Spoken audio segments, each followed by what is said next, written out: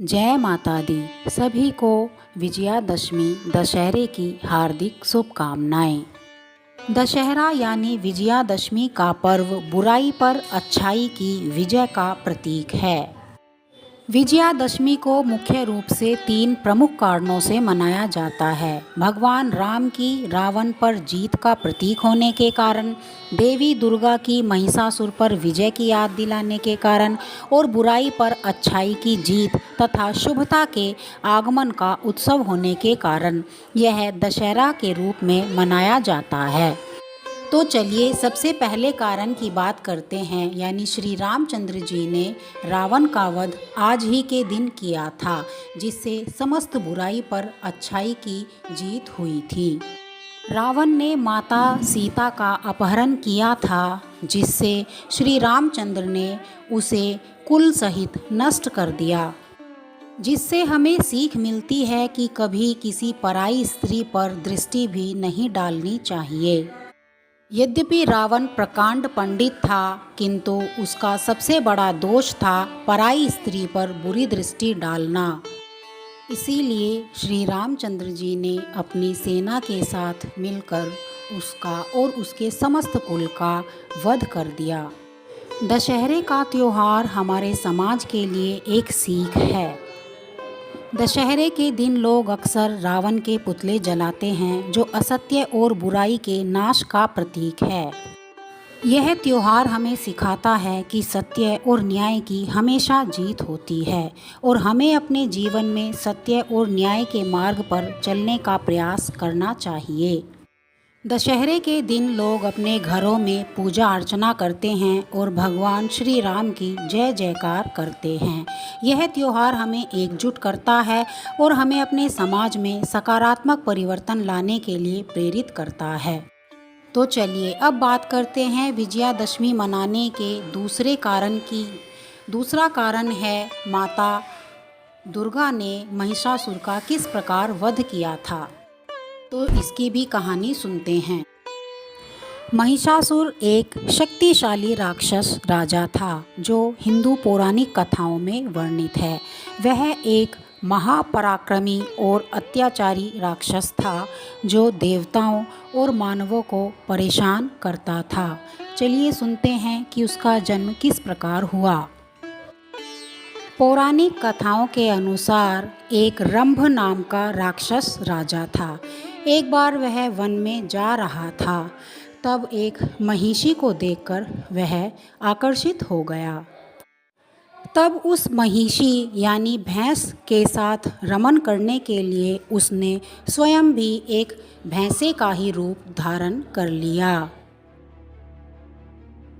उन दोनों के संयोग से एक अजीब से भैंसे जैसे जानवर का जन्म हुआ, जो देखने में अत्यधिक कुरूप और बहुत ही अजीब डरावना था।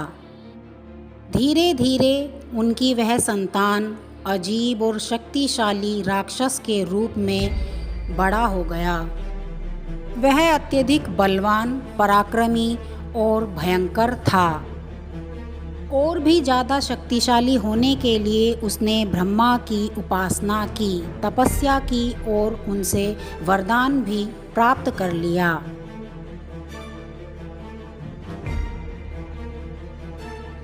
कई वर्षों तक कठोर तपस्या करने के बाद उसने ब्रह्मदेव को प्रसन्न कर लिया और उनसे वरदान मांगा। ब्रह्मा जी उसकी तपस्या से प्रसन्न होकर प्रकट हो गए और उसे वरदान दिया। उसने वरदान में मांगा था कि मैं किसी भी मानव से, जीव जंतु, जानवर, देवता, राक्षस से ना मरूं, मैं परम शक्तिशाली बन जाऊं। ब्रह्मा जी ने उसे तथास्तु कहा और उसके बाद वह अत्यधिक शक्तिशाली, परम पराक्रमी बन गया और साथ ही साथ उसके अत्याचार भी बढ़ गए। उसने समस्त पृथ्वी पर हाहाकार मचा दिया।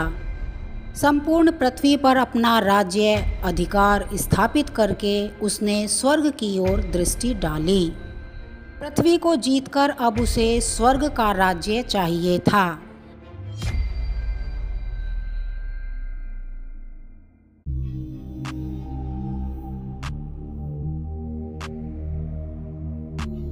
अपने गणों के साथ उसने स्वर्ग के संपूर्ण साम्राज्य पर युद्ध प्रारंभ कर दिया और स्वर्ग से सभी देवताओं को भगा दिया। सभी देवता उसकी शक्ति से भयभीत हो गए और स्वर्ग छोड़कर चले गए और स्वर्ग पर उसका एक छत्र शासन स्थापित हो गया।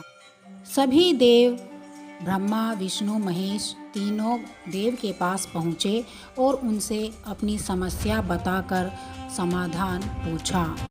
तब तीनों देव ने सम्मिलित होकर अपनी ऊर्जा से एक देवी को उत्पन्न किया जो माँ भवानी थी।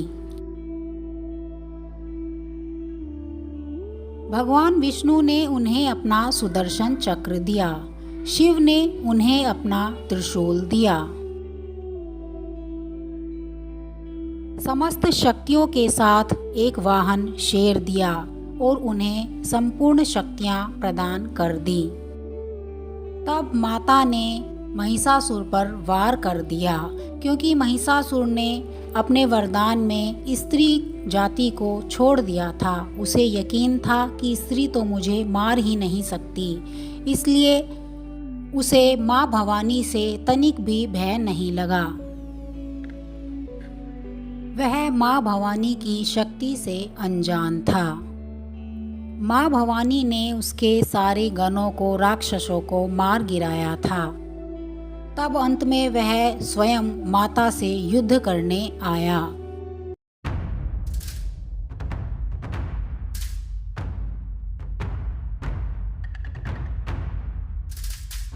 माता ने पूरी शक्ति के साथ अपने शस्त्र से महिषासुर पर वार किया और उसे मार गिराया और माँ महिषासुर मर्दिनी कहलाई। विजयादशमी के दिन ही माता ने उसका संहार किया था, इसलिए भी विजयादशमी को बहुत हर्षोल्लास से मनाते हैं।